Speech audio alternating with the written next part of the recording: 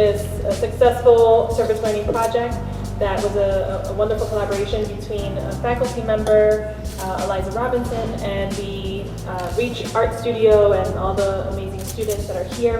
All this project was a great learning experience for everyone involved. A lot of the teams at REACH didn't know much about Malcolm X. A lot of people didn't know who he was. They couldn't even recognize him by name, and I have of course heard of him, but I didn't know what he stood for or how important of a figure he was. I didn't know he grew up in Lansing. He visited Grand Rapids many times, and I remember the first time I met him. I was 10 years old, and he pulled up in a car, and it was on a Saturday afternoon, and it was him and another gentleman, and he had on a suit. Now remember, I was 10, so I thought, why does he have on a suit? It's Saturday afternoon. Well, at that time, I didn't know that well, I knew he was in the Nation of Islam, but I didn't know that that was the attire of the men of the Nation of Islam. They always wore a suit. Monday.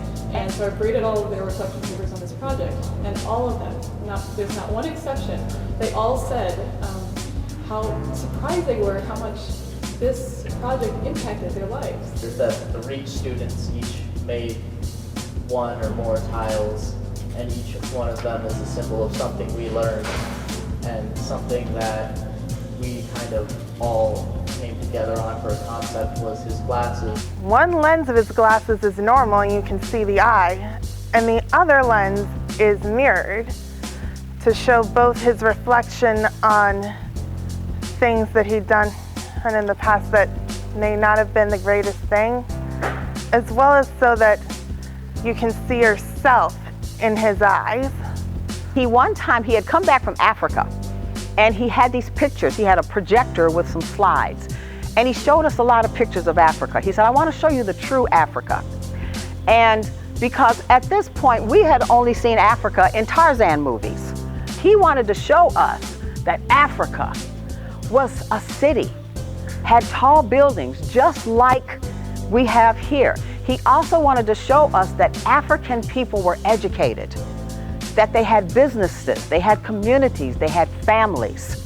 He was just like any of us, and just like any of us, he managed to change the world.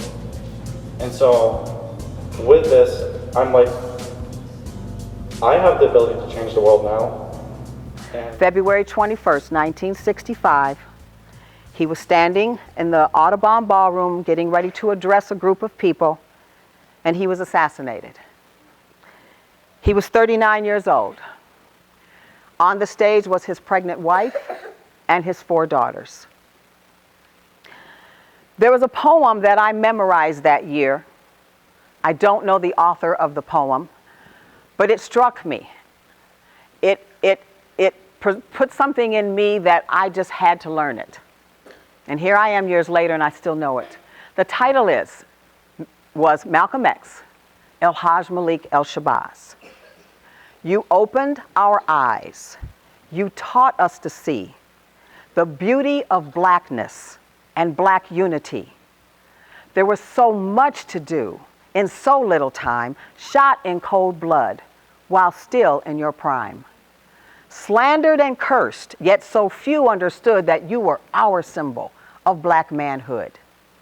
You died like the Savior who died on the cross, a martyr, a prophet, your black brother's loss. Sleep gently, Black Knight. We'll remember you when you walked on this earth, black giant among men.